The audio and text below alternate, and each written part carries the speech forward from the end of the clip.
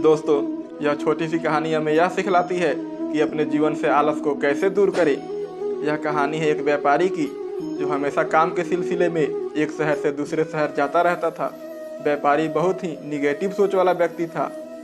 उसे भगवान से हमेशा यही शिकायत रहती कि मेरे पास ये नहीं है, मेरे पास वो नहीं है, तुमने मुझे ये क्यों नहीं दिया। एक दिन व्यापारी रेगिस्तान के रास्ते से गुजर रहा था, तभी उसकी पानी की बोतल खत्म हो गई।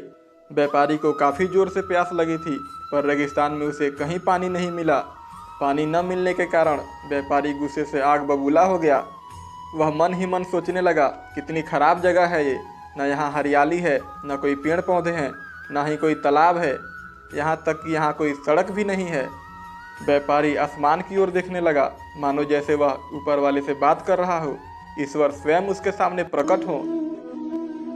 व्यापारी आसमान की तरफ देखकर बोला, अगर मेरे पास बहुत सारा पानी होता, बहुत सारे साधन होते, तो मैं इस रेगिस्तान को भी हरियाली से भर देता, यहाँ बहुत सारे पेड़ पौधे लगाता, यहाँ बहुत सारे तालाब खुदवा देता, यहाँ तक कि मैं यहाँ रास्ते भी बनवा देता।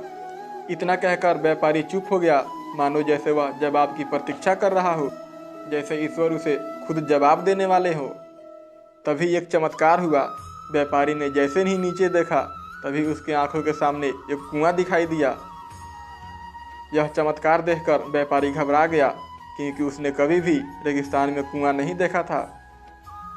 व्यापारी कुएं के पास पहुंचा और उसने देखा कि कुआं पूरी तरह से पानी से भरा हुआ है।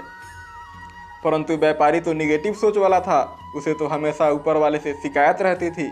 उसने फिर आसमान की तरफ देखा और बोला, तुमने मुझे कुआं तो दे दिया, पर मैं कुएं से जल कैसे निकालूं।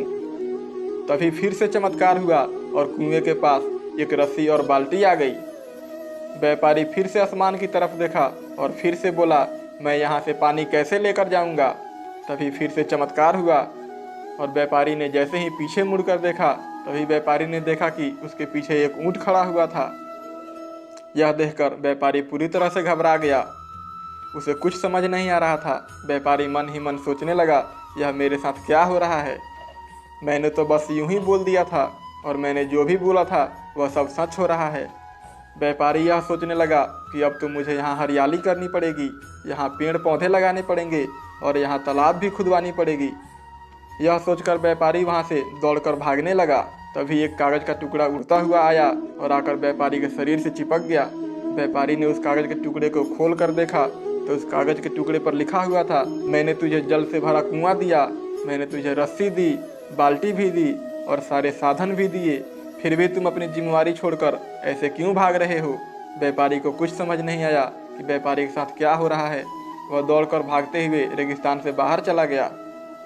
यह छोटी सी कहानी हमें यह सिखलाती है कि हम में से बहुत सारे लोग बस यही बात कहते हैं कि हम किसी बड़े स्कूल में पढ़ लिए होते, किसी बड़े कॉलेज चले गए होते, तो हम आज कुछ और होते। अगर हमारे पास बहुत सारा पैसा होता तो हम यह काम कर लेते, हम ऐसा कर लेते। हम अपनी लाइफ में हमेशा शिकायत करते रहते हैं।